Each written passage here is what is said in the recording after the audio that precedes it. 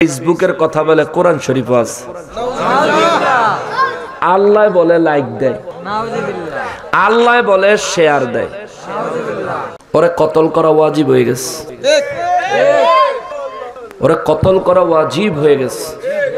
কোরআন শরীফের তাফসীর বিকৃতি করা, স্বয়ং রব্বুল আলামিনকে দুনিয়াদার আমরা তুচ্ছ মানব জাতির সামান্য অ্যাপস ব্যবহার করি ফেসবুক, সেইটার সাথে রবের আইনা লাগাইয়া দেওয়া নেহায়েত নিকৃষ্ট জঘন্য কুফরি, ঠিক কিনা বলেন? কিভাবে বললো সেই কথা? আল্লাহ বেলা লাইক দেয়, তো আল্লাহ যদি লাইক দেয় তাইলে তার মানে কি বোঝা গেল? আল্লাহ ফেসবুক চালায়। নাউযুবিল্লাহি মিন যালিক। আল্লাহ যদি শেয়ার দেয় তার মানে কি দাঁড়ায়? আল্লাহ ফেসবুক চালায়। নাউযুবিল্লাহি মিন যালিক। আচ্ছা, সমস্ত কিছু সৃষ্টি করেছেন কে? আল্লাহ। তাহলে আল্লাহ যদি ফেসবুক চালায়, লাইক দেয়, শেয়ার দেয়, লাইক দেয়, তাইলে তো নিশ্চয়ই ফেসবুকটা অন্য কেউ বানাইছে, তাই না?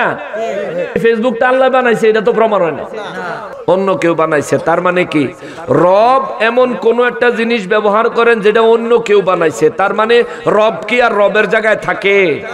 তিনি তো খালিক থাকেন না, মখলুক হয়ে যায়।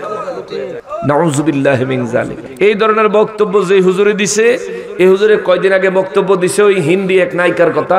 সেই নায়িকা বেলে দুনিয়ার দেখতে সুন্দর বেডি, মিয়ার নাম সুন্দর, নবীজি চাচা জানের নামে নাম আমির হামজা। এখন রব্বুল ইজ্জাতের ওয়াহদানিয়তে আঘাত করার কারণে আমির হামজার মাঝখানে এই আরো কিছু যোগ বিয়োগ করে হারাম জাদা বানায় দিতে হয়। তার জন্মে গন্ডগোল আছে, নাইলে আল্লাহ সম্পর্কে এইরকম বাজে কথা বলতো না, ঠিক কিনা বলেন? রব সম্পর্কে এমন কথা কেমনে বলে? তাদের সাহস কোথায় গেছে? নবী সম্পর্কে বাজে কথা বলতে বলতে বলতে বলতে খুদ রব সম্পর্কে বলতেছে।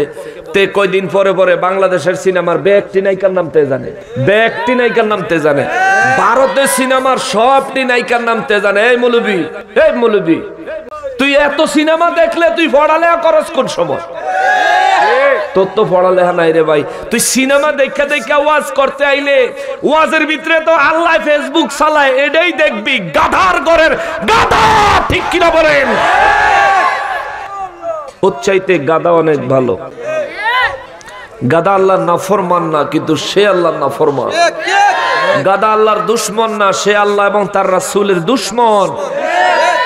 আল্লাহ ফেসবুক চালায়, কইলুরে কি কথা না? তাগো কোন হুজুরি মাঝে মধ্যে কয় কোরআন শরীফে বলে কুমিল্লার কথা আছে, আবার কোন হুজুরে কয় কোরআন শরীফে বলে দিনাজপুরের কথা আছে। মানে দিনাজপুর আর কুমিল্লার কথা আছে, ফেসবুকের কথা কোরআন শরীফে আছে, কিন্তু ফকিন্নির পোলারা মিলাদুন নবীর কথা পায় না, নবীর মিলাদে কিয়াম করার কথা পায় না। ডাল মে কুছ কালা হ্যায়। মানুষ শত্রুতা করে বলুক আর ভালোবাসা বলুক, আমাদেরকে দেখলে বলে আশিকে রাসূল যায়। আমাদেরকে আল্লাহ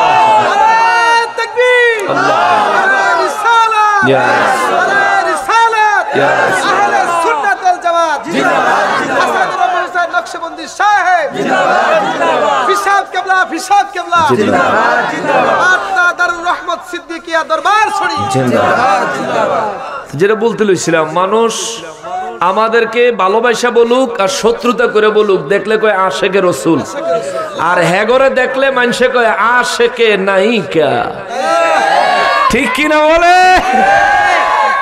সে হুজুর হইয়া স্টেজে বসে মানুষরে মুসল্লি করে কয় আমার দেখানোর তো কি আছে, আমার কি কোন নায়িকার নাম কয়ে কয় তার মতো জিনিসপত্র আছে নাকি? ওই স্টেজে কেউ যদি তারা ঘন্টা দুয়েক ফুরান জুতা দিয়া পিড়াইয়া বাপ ডাহাইয়া দিত, তাইলে আর নতুন করে কোরআন সুন্নাহর মজলিস, দ্বীনের মজলিসটা সিনেমার মজলিস বানাইতে পারতো না।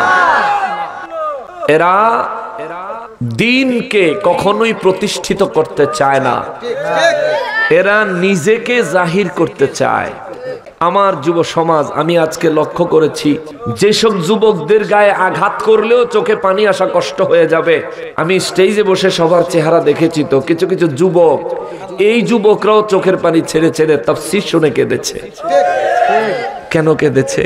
কারণ খুদ রব্বুল ইজ্জাত যা বলতে চেয়েছেন আমি তাই তাদেরকে শোনাইছি। রবের কথায় তো তাসির আছে, আমি না হয় গুনাহগার, ঠিক কিনা বলেন? আমি না গুনাহগার, কিন্তু রবের কথায় তো তাসির আছে। রবের কথা শুনে যুবক আল্লাহর ভয়ে চোখের পানি ছেড়ে দিয়েছে, নবীর প্রেমে চোখের পানি ছেড়ে দিয়েছে, কবরের চিন্তা যুবকের অন্তরে এসে গেছে।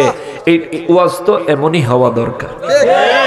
এটা নিজের প্রশংসা করছি না বাবা, আল্লাহর কাছে মাফ চাই, আস্তাগফিরুল্লাহ আল আযীম, তওবা করি আমার মালিকের দরবারে। আল্লাহ আমারে অহংকার থেকে মুক্ত করেন, অহংকার থেকে হেফাজত করেন।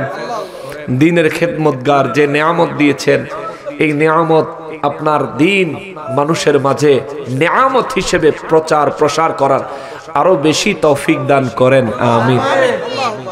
অহংকার করছি না, বাস্তবতাটা বলছি।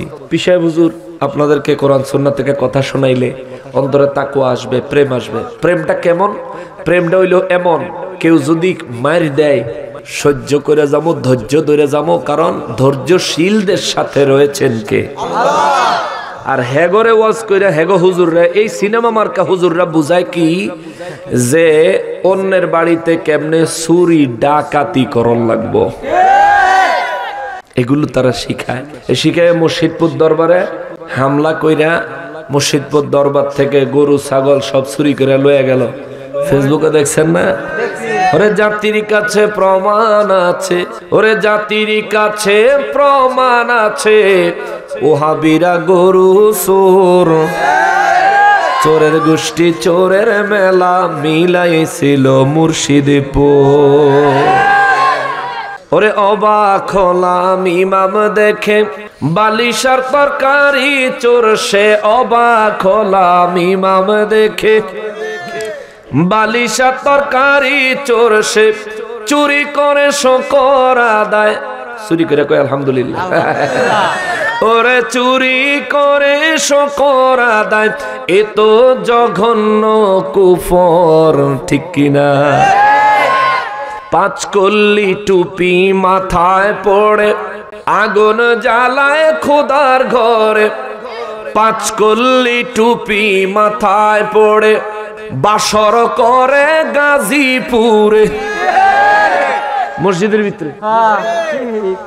ওরে পাঁচ কল্লি টুপি মাথায় পড়ে খোদার ঘরে বাসর করে, জাতি ওদের চিনে গেছে, জাতি ওদের চিনে গেছে, এরাই আসল ইমাম চোর। দুঃখের সাথে বলতে হয়, দুঃখের সাথে বলতে হয়, মানুষ কেমনে কেমনে টুপি পাঞ্জাবি গায়ে দিয়া মুর্শিদপুর দরবারে এই চুরি বাটফার এটা করে বেড়াইলো। আর আল্লাহ তাগো মুখ দিয়ে এখন এমন এমন কথা বাইর করতেছে, যাদের নেতৃত্বে এই ঘটনা হইছে 2-3 দিন আগে দেখলাম হেগরে হেগো মুরব্বীরা ছটকাইতেছে। না আমার কইতাম না, তবে মনে রাখবেন আল্লাহর ধরা বড় শক্ত ধরা। আল্লাহ ছাড় দেয়, ছাইরা দেয় না। আল্লাহ ধরে না, ধরলে ছাড়ে না, ঠিক কিনা বলো ভাই ভাইছো? সম্মানিত হাজিরিন, পীর সাহেব কেবলাকে বসাইয়া বেশ কিছুক্ষণ কথা বললাম। হুজুরের কাছেও ক্ষমা চাই, আপনাদের কাছে দোয়া চাই। আর আগামী 30 তারিখে কোথায়?